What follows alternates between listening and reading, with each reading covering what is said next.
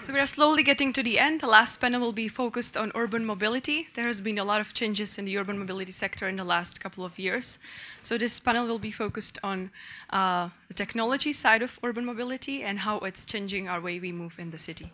The moderator is Christian Freese from Roland Berger. And I think you can introduce the speakers later. Thank you. Yeah.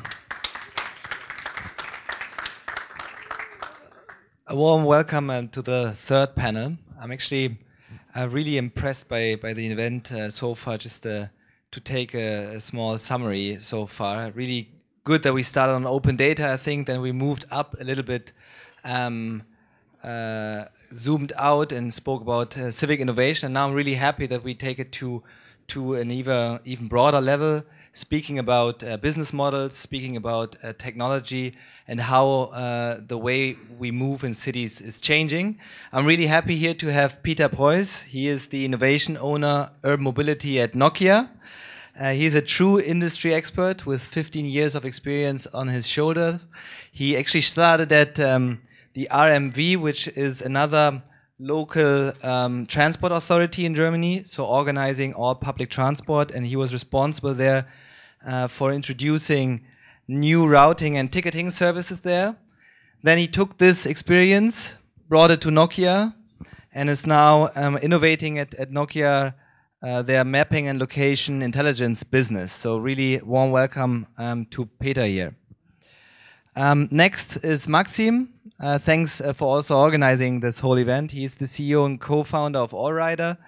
He started his career at Royal Dutch Shell, so quite a change so far. He felt a pull for an entrepreneurial direction and then started and ran different businesses, most lately with allryder, and that's what he keeps him busy, I guess. On the last seat we have Silvan. Silvan, he's the CEO of Parktag.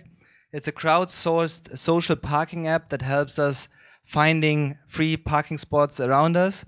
He started his career at several US corporates, namely Cisco, Comscore, eBay. But what kept him always really enthusiastic is how technology makes the world a better place. So, Silvan, how does Parktag make the world a better place?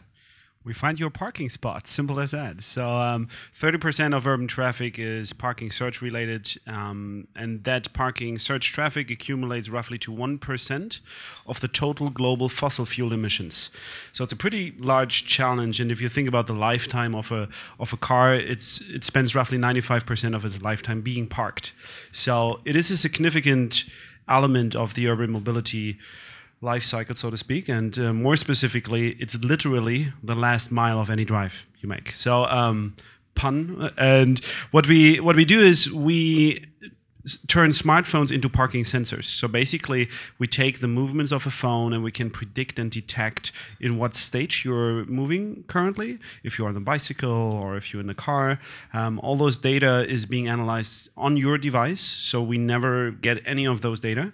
And based on that, we can tell when somebody is going to vacate. And that we can then display to the community so that people can drive to a parking spot before it is free. That sounds like magic, actually. So you know more than I do if I walk to my car. Is that's the way it works?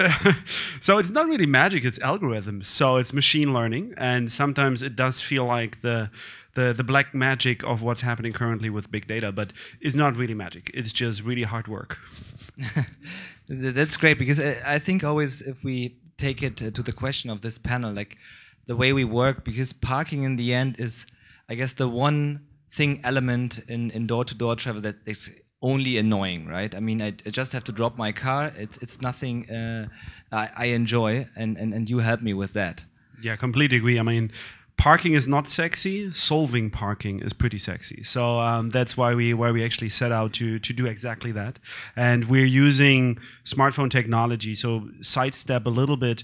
What's happening currently in the world is that a lot of large companies like Siemens and Xerox and Streetline, they sell hardware sensors to municipalities. They go to a city and they sell them sensors to put into the ground. So they rip open the asphalt, they put a sensor in, they maintain the sensor, they have software contracts, big contracts, So that's high total cost of ownership for the actual city. It has a bad carbon footprint. It's a slow rollout. So there's so many disadvantages, but that's what's being sold as a solve for parking. And we think that's utterly ridiculous because the sensors are already there. They're in your pocket. It's your phone. So why don't we use what's already there? Use existing infrastructure to solve a real problem rather than selling big ticket contracts to cities. And how does it work? With whom are you partnering? I mean, somehow you have to get the information. Is it just crowdsourced, or with whom are you partnering to get the information? Yeah, so we are a open mindset company. So what we do is we basically offer the sensor technology that we have developed as an SDK, so a little module that you can put into any app. So if you are a mobility app, or if you are a government app that wants to solve parking in your area, in your region, then you can use our technology and implement it in your app. So we have a number of existing partners that we work with. By the nature of the very business we're in, we are white labeling it. So I cannot openly speak about who we're working with, but we currently operate in 6 countries, roughly 30 cities that we operate in through the partners that we have. Yeah, so these would be like B2B partners, I guess, where you get the information from. If I look at allryder, Maxim, like, how does it work for your product Waymate? I mean, you also depend on other players supplying certain information, certain data. How does that work? And how open are actually cities to open up there? Do you mean Waymate or allryder? Both, I guess. I mean, like step by step. I guess Waymate is a good example. How you deal with cities, and then allryder obviously as a next step. Yeah, I can maybe speak of the evolution from Waymate to allryder in the beginning. Since you've referred to it, we started with the idea of building a door-to-door platform. That was originally what we started with. And in the end, you're looking into very different verticals. You look into flight industry, being very different from railway industry, being very different from public transport industry, being again very different from automotive industry when you talk about car sharing and so on and so on. So this is a big challenge when you actually be serious about building a door-to-door platform, that you are looking into diverse industries with diverse interests, with diverse stakeholders, with diverse strategies, with diverse funding. The airlines are basically all broke.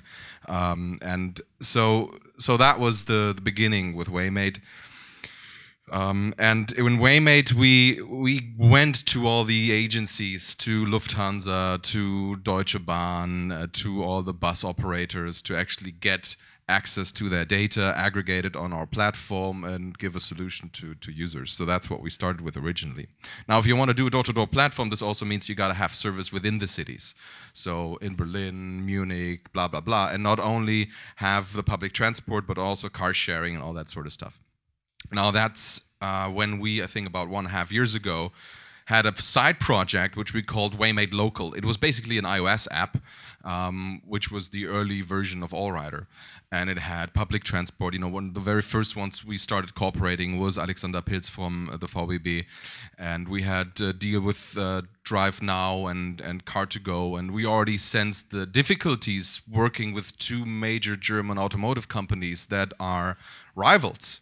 And it was not easy to convince both of them displaying their data on our platform. So this is one of the specialities of automotive industry. The rivalry within automotive is so high that we didn't know about that. The rivalry within airlines is also pretty high, but they have a reasonable relationship within each other.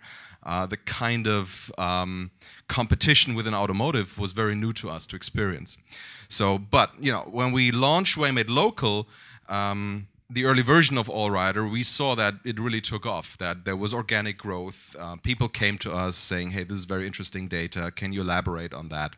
And that's when we pivoted at the beginning of this year to allryder, to focusing much more on the urban transport part, because we found that to be a field to be much more interesting. So basically taking it from a long distance door-to-door app to a city exactly. planning. Exactly. We much better understood during the course of the last 1.5 years that this whole smart city movement is developing, that there is a new market developing in terms of sensors for the city, aggregating data within the city, stuff that you're doing. It's all this crowdsourcing data by sensors that we basically all have in the pocket, which is our smartphone as a first tool of censoring.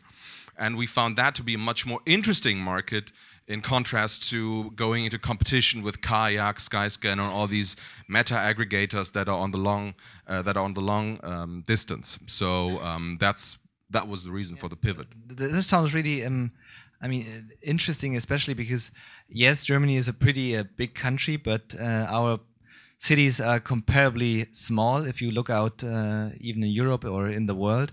And we heard already in the panel before, we have this whole analog world, right? There are many cities out there that don't even have any digital scheduling which you can integrate. How do you deal with these markets, with these analog cities, and how do you convince them? Can you convince them if there's no data? Yeah, well, how do you do that? Our data is like this. We say 20% of the large cities in the world are like as digital as Berlin or Munich or London. They have this kind of standard. They have apps. Google Maps runs their public transit and all this sort of stuff. 80% of the cities in the world, the large cities in the world, have no or incomplete digital data. And these are the cities that we believe are much more interesting to make smarter, because there is a much higher need. They're much more chaotic. They are much more unstructured, but yet there is, as we said, analog things going around. There are minibuses, Dornbushes in Istanbul, and they basically, these systems, you have them also in Buenos Aires, in Jakarta, in Mexico City, in Cairo, and so on.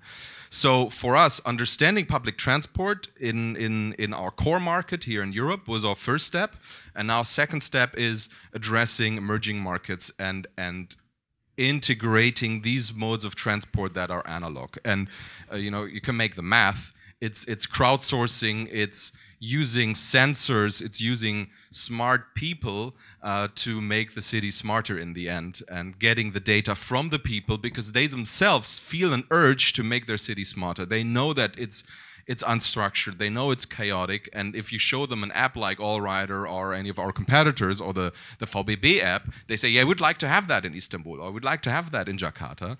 So, and this is actually a very good driver to get them working or get them active, and so it's a nice wave to surf upon.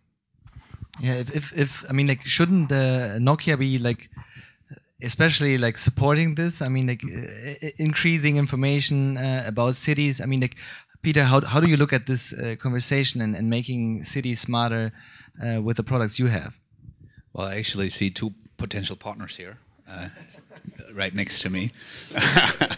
I have their business cards already. I'm working in the mapping and location arm of Nokia. Our brand is here. So we are here in Berlin. We have about 1,000 employees just down the street working on next generation maps.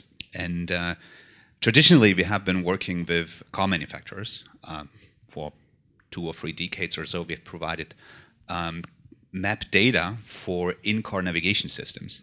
So we actually know what the changes are at the moment, right? I mean, in the past, you just hopped into the car and then you got where you wanted to go. I mean, our customers, and of course we all know ourselves, tell us that's not the truth anymore. So you have the car to maybe get to the city, but then in the city, it's kind of complicated. So this is when we started to look also into other modes of transportation.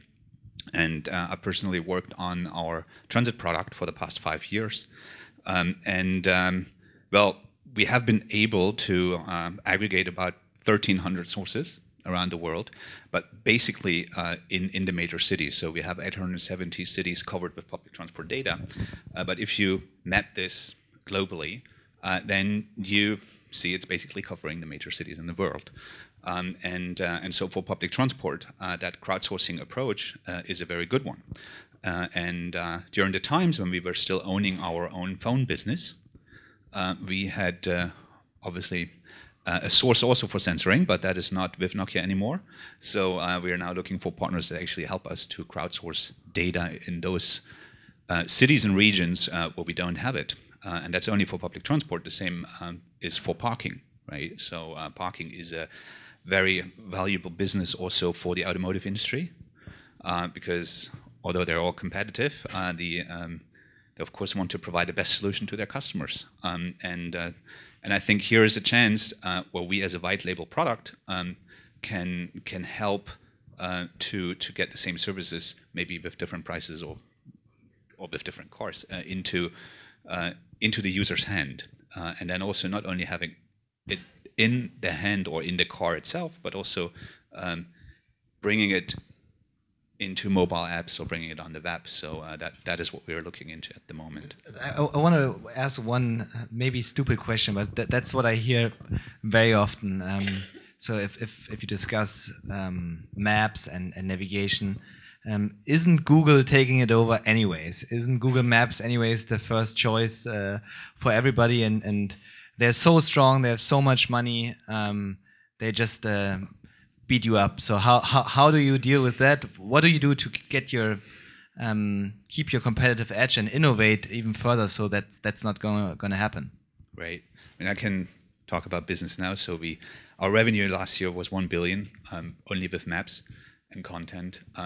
So it's not. I mean, of course, they're a competitor, but you might remember the days when Apple came out with their maps, and although it was crappy in the beginning, Still is. they improved, but they lost. Google lost 10 or so million users in the first days because it was pre-installed, and it was good enough for many of the users, right? And we just recently released our beta version of Here Maps on Android, not in Google Store, but on our own website. And in the past 4 weeks, we had 1 million downloads. So just yesterday, we welcomed our 1 millionth user. Congratulations. From Northern Canada, thank you. And we are planning to continue that. And there is a demand. We see that also with our OEM customers on the mobile side, that there needs to be an alternative to that Google solution, right? And we are working on it, right? And TomTom is working on it. They're obviously the providers for Apple Maps, and it's always good to have competition. So I think there's different ways of OpenStreetMaps is another one. There's different ways of getting the map data. We are very close to what Google is doing. So we have our own fleet of cars. We have our own planes that are going around making satellite images, just like Google. But we're also working with the community, also like Google and OpenStreetMaps. But our community approach is a little bit different. So we try to get specialists in, and well, you'd say the geeks, right, for geolocation and mapping. And just an example, we have been able to map Lithuania within a couple of months with a very dedicated community that was pre-selected by universities. So there are different approaches, but open data is a big thing for us. And since you already mentioned VBB, we also integrate their data. So we are also very dependent on getting this data available. And hopefully not on paper and Excel sheets. So that is something we're doing at the moment, right? Not creating Excel sheets, but aggregating all kinds of data. I just heard you speak about Google and the OEMs. If I zoom out a little bit, if I would be an OEM, I would question whether I want to work with Google. I mean, if we look at what's happening in that market space currently, there's a clash happening between the OTTs, so the Googles and the likes, and also the car manufacturers, because of ultimately, I mean, at least if I look at it, it clearly all goes towards autonomous driving. And you know, if Google has that game plan of establishing that as a mobility service, you know, as an incumbent in the cities, then they are getting definitely the power over the OEMs. I mean, they did have that IPR to build combustion engines for the longest while, but you know, that's diminishing. So I would question if I would want to work strategically with Google if I was an OEM, so I would rather work with you guys. Well, it's actually good to have Google there. I mean, you just bring that example of the car manufacturers, and you just said they are very competitive, and that's what they are. But when it comes to having a common enemy, right, they try to find an alternative that's good for us in this case. But they're also very clear that they want to not just have a big player in that sells their customer and customer data and makes use of this, they want to own it themselves. So it's with any business, right? You at allryder want to have customers. You want to sell these customers good products, maybe advertisement. Google is just funded on advertisement. So as the more often they are displayed, the better for them. But the others also know that there's a business model. Look at Facebook, right? Facebook just kind of what was it? I think they have more revenue from mobile advertisement, and nobody actually was expecting this. So there are ways around Google, right? Quick remark on Google.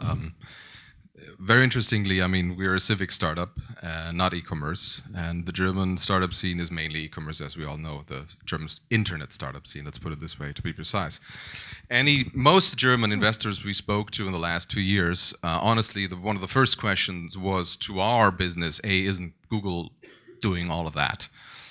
And you get out of these meetings with European investors with more questions than good hints and remarks. And now we've talked to investors outside of Europe, and you have a completely different discussion. Now, Tom and I, we were in New York a few weeks ago talking to VCs. None of them questioned about Google. So we were so astonished at one point that we posed that question. So, hey guys, what do you think about Google? And they looked at us and like, well, why should you care about them? You guys will be attacking them. So that's the first thing. It's a very different mindset in Germany. Everyone is like, oh, Google. Like anything you do, either selling washing machines or pipes or whatever, it's like always Google is a big threat. The first thing.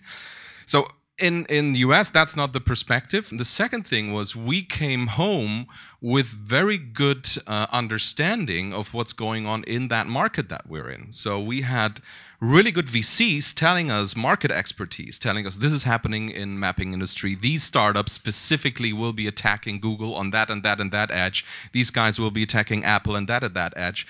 These kinds of discussion, unfortunately, we never had in Germany or in Europe as of today. So this is, for me and for Tom and Stefan today, it's, we say in German, the Lackmus test. This, if an investor asks you, isn't Google going to take that market? This guy has no idea of what's going on. So that's our question our answer to it. Take the money, right? Of course. Very, very good. What I would be interested in like asking all the three of you is, you all basically supporting a different way, you change the way people move, right? And I would like to be interested in, do you see that already? Because like intellectually, I very often understand that we need a door-to-door app. There's so many new products out there in the city. I can take the bike from my own bike, my shared bike, my car sharing. There's so many options. So this is something I understand. But do you see that all the three of you actually in the behavior of people, are we changing how we're moving or not? Well, I certainly think it's happening already. I mean, just look back a couple of years. Look at Waze. I mean, Waze clearly is a success story in changing mobility and how people, drive around. And it took them like 2.5 years to get anywhere significant, and then it exploded. So, and that's been around for, what is it now, 6 or 7 years? So it definitely is happening, and I think this is one of the lighthouses that we can all learn from, but also can all use to as a blueprint for a lot of things.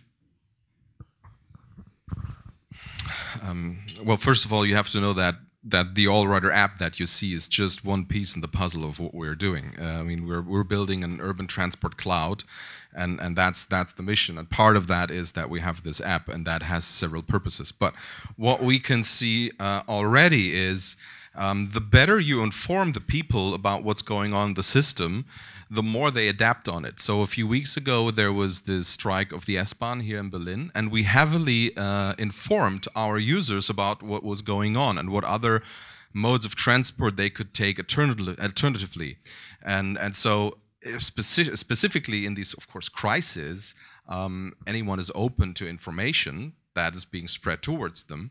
But that was for us a very interesting example to see that the better we inform our users of what's real-time right now happening, and giving them also prognosis and forecasting about what is about to happen, they adapt. So that shows clearly the more information we can give to them, that they're likely to act upon that. And I find that to be very interesting.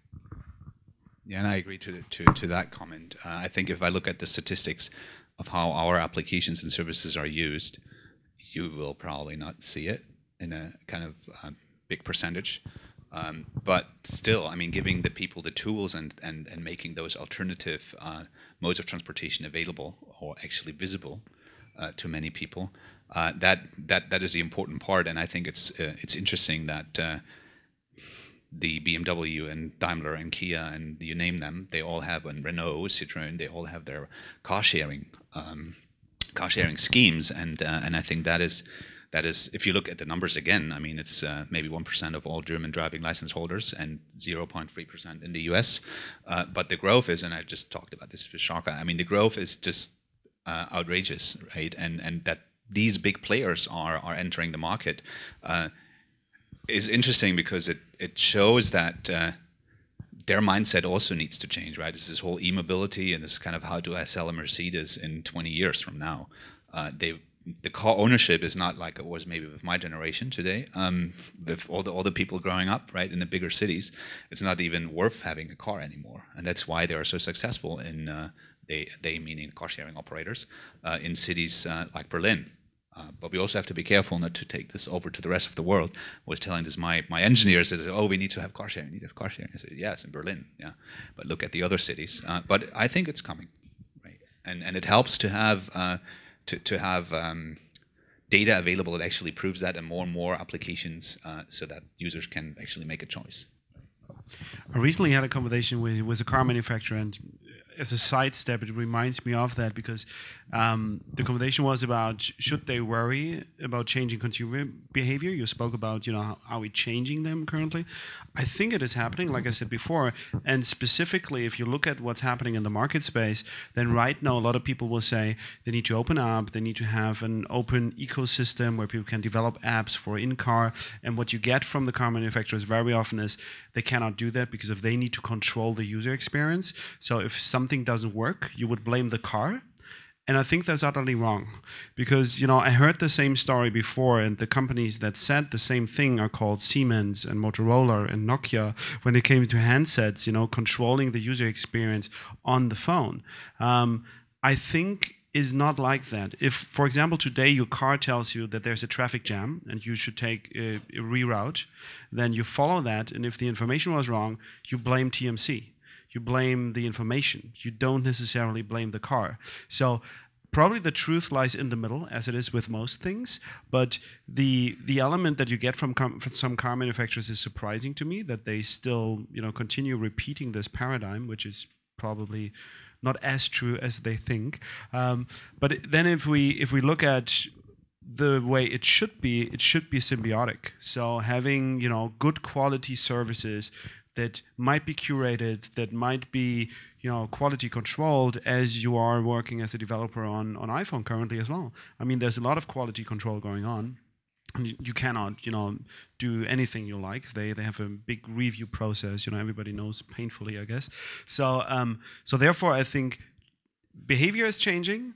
OEMs are slowly changing as well. The one element where I would say they got it right is the car sharing element that you just spoke about. It's the only defense they have against Uber, and what basically Google is doing towards getting to the autonomous driving element. I mean, selling autonomous driving to people only works if you have a service you can put it on top on. Yeah, I think I agree to a certain extent, but yes, in general, I'd say the car manufacturers, I mean, they're just trying to protect their brand like everybody else. As I said earlier, I mean, Apple also would not allow you to get an Apple app from nothing else than the App Store, right?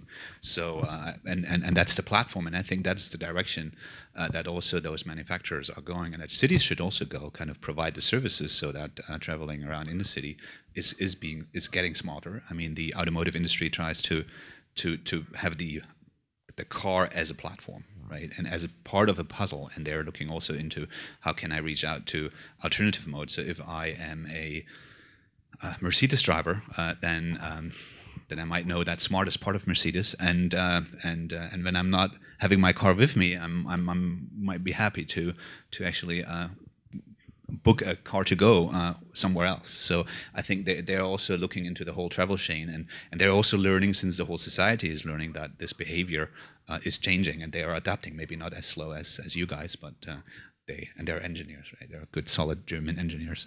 So it takes them a while.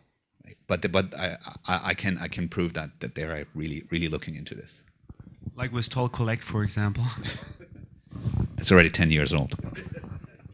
Because I'd like to give a little provocative and radical reply on the automotive. I mean, part of that session is also talking about business models, and the classical business model of car manufacturers is building cars and mainly building engines and the chassis. And now some of them want to shift to mobility providers, but that's a completely different business model. And I'm highly skeptical if automotive industry will be able to do that change. And I'll tell you why. About 100, 150 years ago, the mobility providers here were horse carriage builders. And you know, they were on horses and they were pulled by them and so on. And then there was these guys that came up with a new car engine, the new generation of mobility. Now, at that time, there were about 40 of these companies providing horse carriages. So the mobility providers in the late 1900s. 19th century. How many of these horse carriage builders do you think made the transition from building horse carriages to building cars? Take an educated guess here in the audience. What do you think? 40 were there. How many then started building cars? Numbers.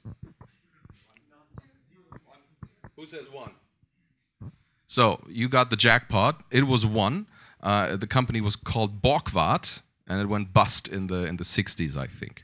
So this shows very clearly that companies that are running on a successful business model, they have first of all a lot to lose, and others have first of all a lot to gain. So, and they're defending their business case mainly.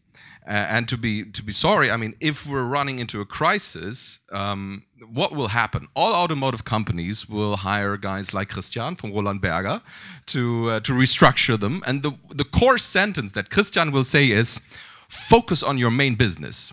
Now, the main business. Thank you. The main business won't be investing into startups. It will be building cars and building engines. So I'm very skeptical of the strategy of automotive companies, because once the money is not flowing as freely anymore, I suspect that the investment into startups will be more reluctant. So that's my take on automotive industry and business model. Well, I would not want to defend the automotive industry, but just talk about my experience. So I would say that I would take this as an opportunity, right? I mean, money is still flowing. They have smart guys, and if you look what BMW, for example, is doing, I'm not making any advertisement for that company here, but if you just take this as an example, what they are having with the i3, right? This and the whole discussion about e-mobility. I mean, you get free Drive Now access when you buy one. You get all kinds of mapping services, and even more in such a setup where you only have maybe 2 hours of reach, and you need to know where is your next station where you can charge your car, or where is an alternative, and it also brings them into, okay, maybe they're not driving the car every day, maybe only during the weekends, maybe they want to share it, or maybe they need public transport. So I think there is an opportunity that all of us here on the stage can participate in that challenge, and I wouldn't paint it that black, maybe more gray, right?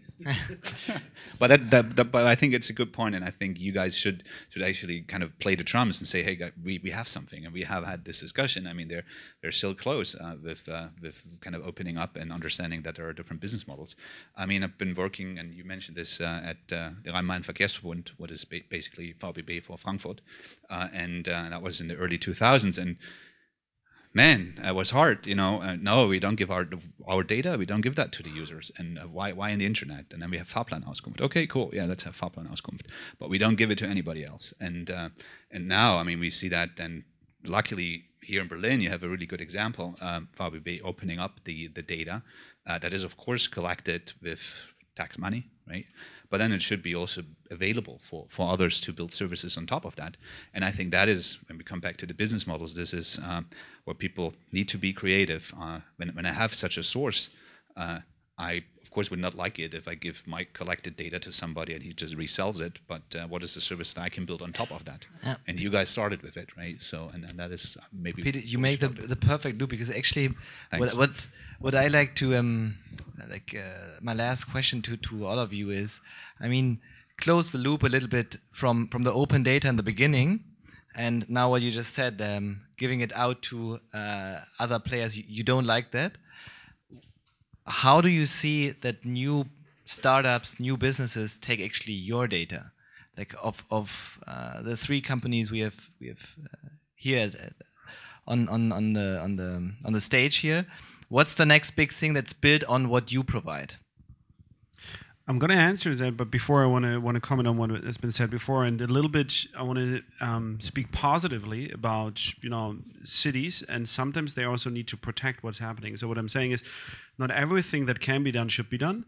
And if we speak about data being available, I'm surely pro opening up data, for example, the public transport information, but I mean, they need to make sure that there's no malevolent business models happening in the marketplace. And just a sidestep again, speaking about parking in the US, there's a couple of companies out there, and what they do, they put an old crappy car into a very good parking spot downtown, and they will only move it if you pay them. So basically they are squatting on public space.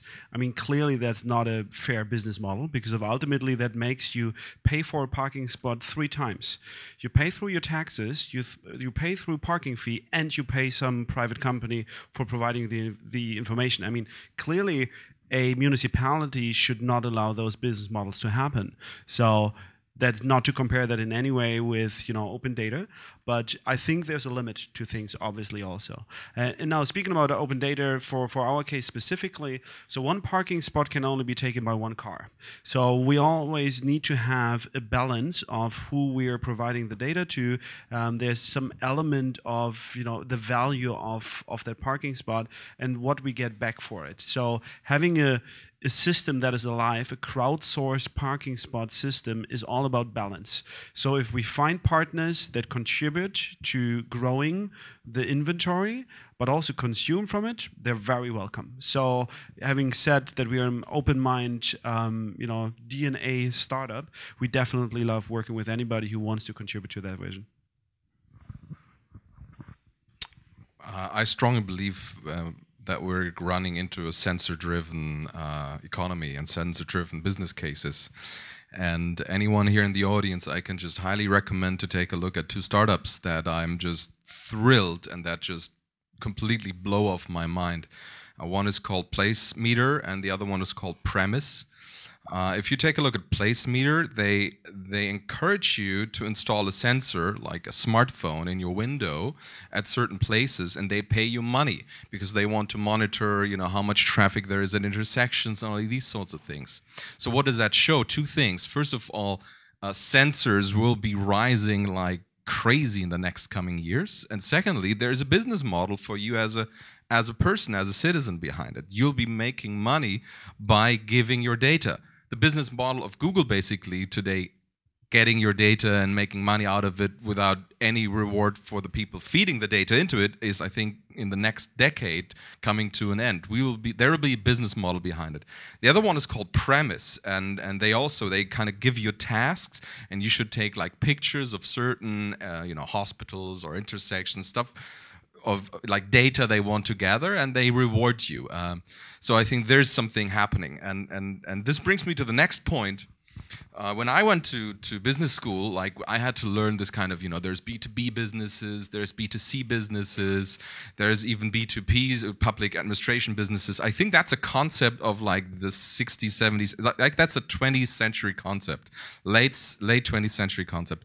Now we're coming into this sensor-driven era, and I think we had this discussion in the company with this think tank in the company. We meet every few weeks and we discuss, and one of our engineers said, I believe we have this B to star economy that we're getting into. So B to consumer, as business to consumer, business to business, business to developer, business to public. Because the data that we're having in our company, we can apply to many. We can apply it to our own app, B2C. We can apply it to Nokia. We can apply it in an open API. So anyone that has a cool app can build something with the data that we have, and we can bring it back to VBB and the city and say, hey, we have very, very interesting insights. You can do stuff with that.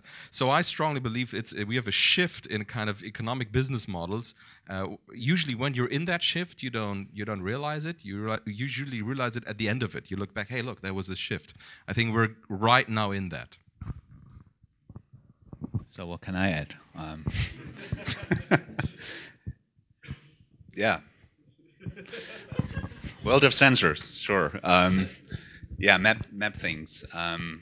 All the buzzwords you're hearing nowadays, right? I think if the topic of that whole thing is urban mobility, then I think we will really, see that shift from having your own car in going more and more into multimodal journeys, into maybe not so much autonomous driving. Well, I shouldn't say this. Our company is strongly believing in it, but I think that this kind of the mixture of how you get around in the city, I think that we will see, and the pressure will be even more every year. As we know, and here these new concepts will all help, right? So, yeah, nothing to add. Okay, great, thank you. Just want to give it to the audience now. Just shoot questions. I see one over there, our fellow UK friend here. Hi everyone, my name's Chris. I guess you should get the name eventually. I'm curious about the three people who are running their companies here. Let's say that you're running a city and you want to use this information that you guys are aggregating and collecting in order to inform how you plan the city, or maybe want to make traffic flow more efficiently. Is that conversation happening right now, or because I'm not aware of if people are actually considering trying to buy this data or use it to inform future planning of things, especially when those future changes might affect your own business, in the sense that if we don't want to have so many roads because we are trying to switch to a low carbon version of our cities, then that's going to affect kind of parking, or it's going to affect other things. And if you have all the data, surely you've got a certain way that you can present this, which essentially leaves the planners in a very, in a weaker position than they otherwise would be. I can comment that we started with a lot of enthusiasm to speak to municipalities and city councils, and we bounced very heavily.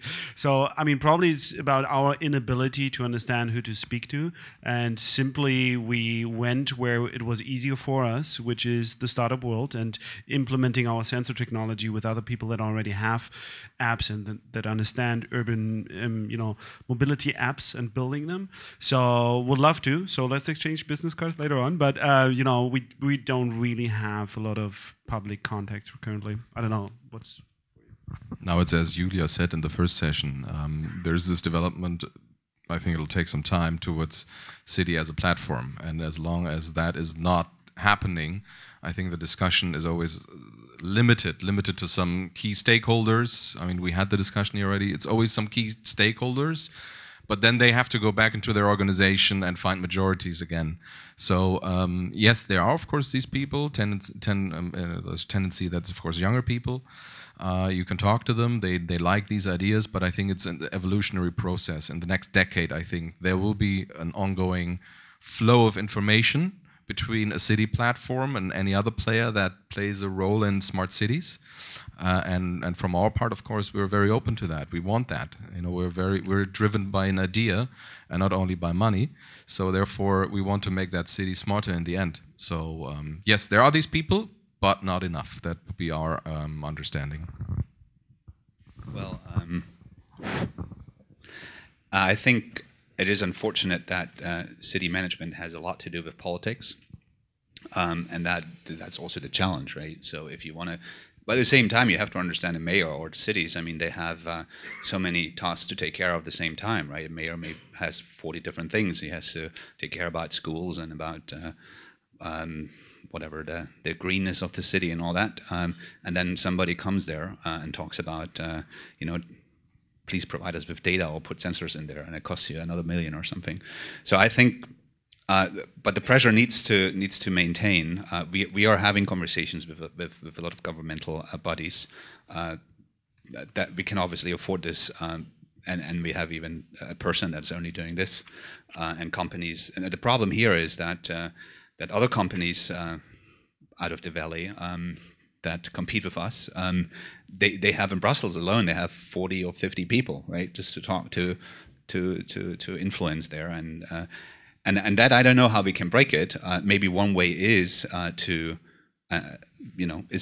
be louder and also just be a good showcase. I mean, this is what has been going on since 10 years with all these different apps, right? I mean, there was the wave of the internet, the whole bubble, and well, the internet is still there, although the bubble bursts, right? And I think with all these different small stitches, you're also getting the interest of the governmental bodies, and I think that's already happening, right? And of course, it needs to be structured, and it's maybe slow, but it is going on, right? And then there's all these initiatives. European Union and every country has their own initiatives where the government actually tries to empower startups and only encourage, although it's hard, and I know how tough it is to apply for these things. And I think with our governmental relation, we can help to make the government understand that that those processes not only need to be bureaucratic, right? And I think this is a whole mixture of things. But discussion is going on. So long speech. Three long answers. I hope this is like more than 100% answered now. Maybe over there, can't properly see. Oh, somebody new here, yeah. Sorry, we come to you in a minute. Thank you. Maybe this answer will take less time. Peter, you said competition is a good thing, and I wholeheartedly agree. So does that mean when you go to transit agencies, transit authorities, and want to persuade them to open their transit data, do you want them to open them to everybody, or are you just going to be ending up being an exclusive partner like Nokia and not like Google and Movil? No, we don't have any intent to be an exclusive partner unless we have to pay. So that's of course all depends on what we are strongly believing in open standards, and for public transport, and I have to take Google as an example. I mean, the GTFS standard in the US that Google created for the transit agency actually helped us to very fast get all this data into our system, right? And here in Germany, it's the VDV standard. So it is good to have these standards so that you don't have to compile all the different data into one to visualize it. But we are not asking for exclusivity on that.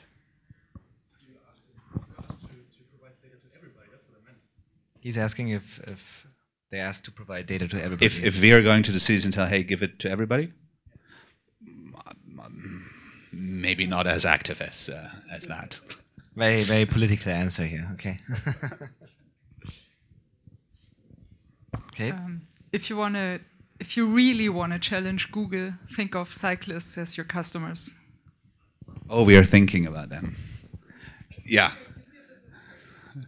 Okay, I have many already, but yes, we are talking to the Stravas and those people, and also try to collaborate, because again, I mean, this is collecting a lot of data, and we don't want to do all of this ourselves, right? Are there any private companies publishing open data, not providing it over an API, that you're aware of? Anyone here? Well, we are a private company, and not yet, but certain data, like we have to look at it from a legal perspective. With some data we can, with some data we cannot, and we have to renegotiate or find workarounds, or maybe with some we just can't do it. But our plan is in I think I can reveal that, Tom, in first quarter next year, to have an open API for developers so that anyone can basically access into it and use the data that we have to feed our app with, to build their own products, because we strongly believe that, you know, this is the kind of B2 star thing that I talked about, B2 developers, and we haven't really put a business model behind it. Probably like we'll just give it out for free for the beginning, and once you as a developer have a valid business case behind it, then you pay us, because we have to pay our developers and maintenance of the API too. But yes, we will be doing that. you're interested, I know another example is Strava, that fitness and biking app. They're collecting all the data and make it available in products called Metro, and that is that they sell to. You can find it on the web. You just Google, you just Bing it, or.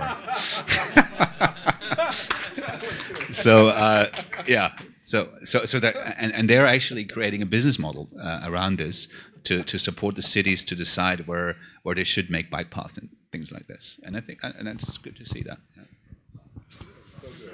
Another question from the right side. Yeah, some of you already mentioned that you're using data from the VBB, like open data from the VBB. I was wondering whether there are also other data sets you're reusing, for example, satellite data by the NASA, which is in a pretty good quality available open, or what other interesting data sets would be, for example, weather data, open weather data. I could imagine that would be interesting for allryder. So those are two questions. And there's one more notion. I just started thinking about the fact that this whole mobility sector and the developments within this sector are based on a system that was opened up a couple of years ago, GPS. Like without GPS, lots of the stuff we're doing would not be possible. So this whole sector is also kind of based on an open system. So it's interesting to think about that maybe too. But what data would you wish to have from the public sector? I want his parking data. Yeah, so I would definitely want to work with municipalities to distribute our sensors to more people to get more data. Real-time availability of parking spots specifically is simply not there.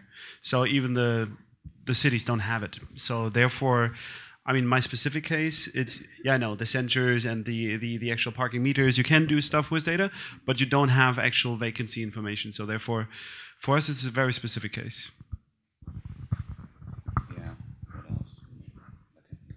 Well, we are using traffic data, right, and that's provided by the police, governmental body, TMC. So there's data that we use already, and then also for parking, I believe, I'm not the expert, but I believe maybe not from municipalities, but from the private sector, we are also collecting data for not open street parking, but indoor parking. Commercial, yeah. Yeah, well, that you have to pay money for at the moment. Let's see. Yeah, true. What about school locations or locations of hospitals, fire brigade? Yeah, I cannot tell you where we get this from, but we have it as part of our map, and I think what is interesting when it comes to working together with cities is that we use all the probe data that we have from our own users, and I think that's also the model that was referred to here, so that you actually collect data and then help city and other businesses to make decisions about new hospitals, right?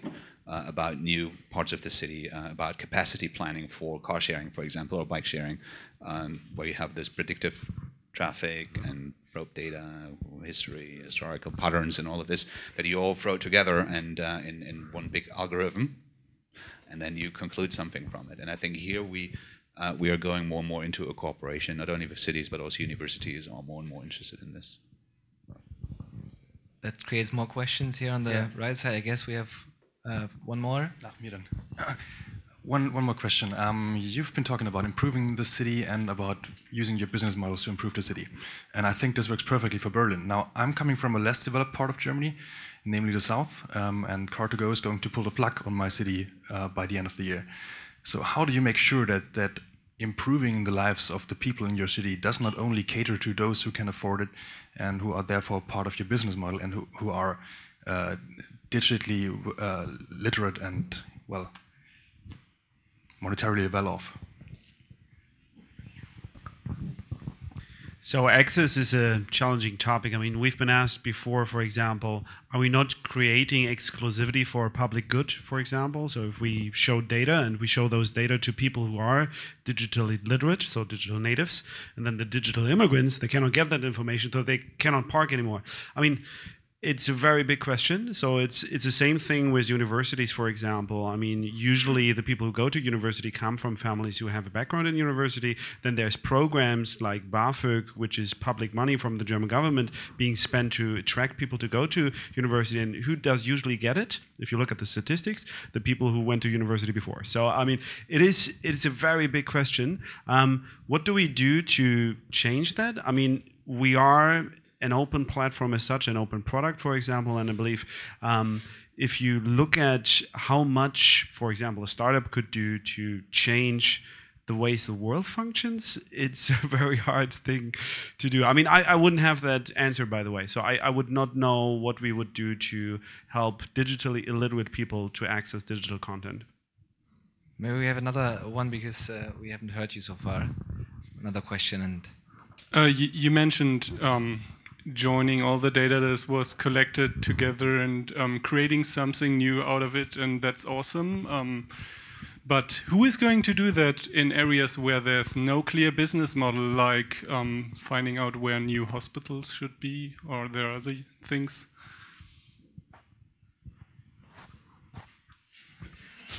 Well, we can is it me again? Well, I don't know. I mean, obviously, you won't be doing it.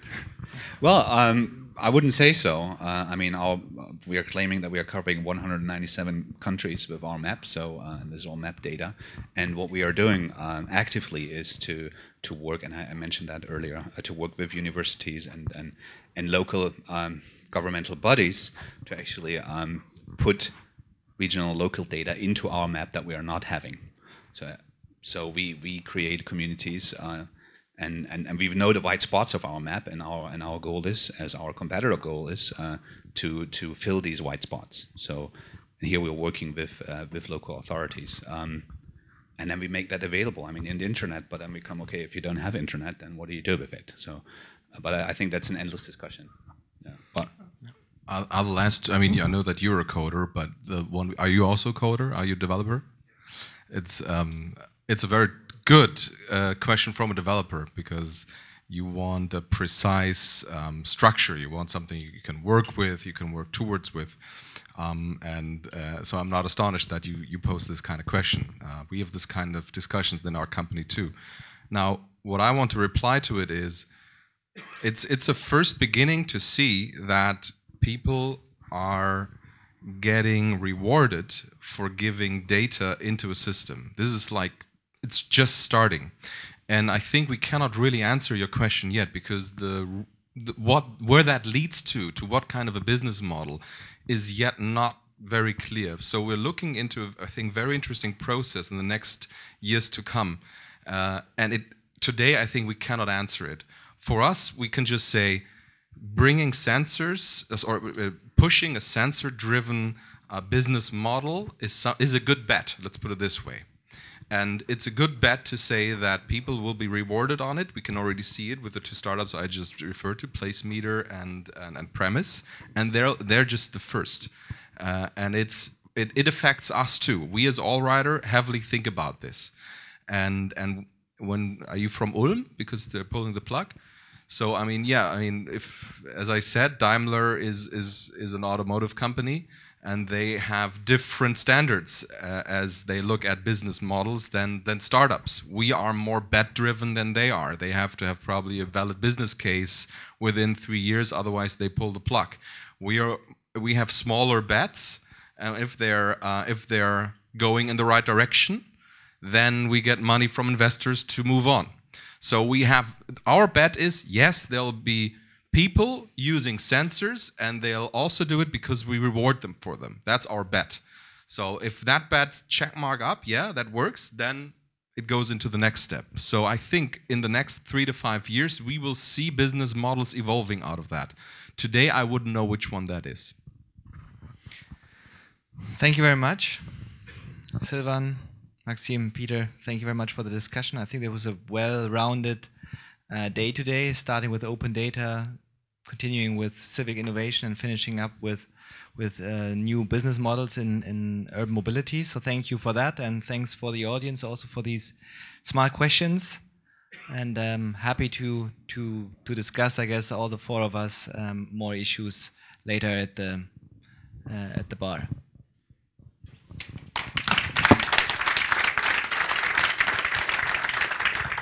So we're almost done. We're almost done, guys. Good afternoon. just a couple of minutes, please. My name is Tom. I'm together with Stefan and Maxim, one of the founders of allryder. And before I wrap it up this day, I'd like you to know how we thought about this day, the Lab for City, when we started it like 2 months ago. It was not long ago. It was actually 2 months ago. And of course, we've been aware that there are so many events on smart cities and urban mobility. And just this week, Peter has been on one in Graz, and Maxime has been on one in Barcelona. So it's like every week there are events on smart cities. But still, we felt there was a niche for doing this because we felt, and we put it into one sentence, let's create a space where the doers meet, not the talkers. And of course, we talked a lot today, but I felt this mission is accomplished. That today, with you guys and everyone here on the panels, there is actually the people who are already very much into it and who are not talking about like a world of 2035, what we can do then, but that we have to think about what we can do already today and what we can do tomorrow. And when we look at the 3 panels, starting with the first one on learning from the avant-garde of open data, very much driven from Belgium, from Berlin, and from the UK. I think it's interesting to see that to trigger it, to start doing something, it really needs political leadership to make the authorities open up. And one example that I'd like to mention is you, Alex, at the VBB. You did it yourself. And I well remember when we met the first time 2.5 years ago, the first session we had with all the public transit authorities in Germany. There was a meeting like with 40 people in the room, 40 transit authorities and myself. And I remember when we were sitting there saying, yeah, we'd like to use your data. It was like, except the VBB, everybody else was like, oh my God, this is going to be the end of the world. But you stood up. You stood up, you guys stood up and said, you know what, we try it. We believe that there is something in it. And that's why we will partner with them. And you've been the very first, and I can tell you that we as a company still appreciate that a lot today, even if we are now having partnered with many, many companies. So it needs this political leadership, and it was the same in the UK, where the mayor's office in London pushed heavily for all the different authorities and governmental units in London to open up. These people didn't like it, and they don't like it still, but it worked. So the leadership is important. That's my take from the first panel. And then my take from the second panel is that that is not enough, of course. That you cannot create good things on this basis top down. That has to happen bottom up. You have to activate the community. You have to activate users of technology, users of applications to make use of it.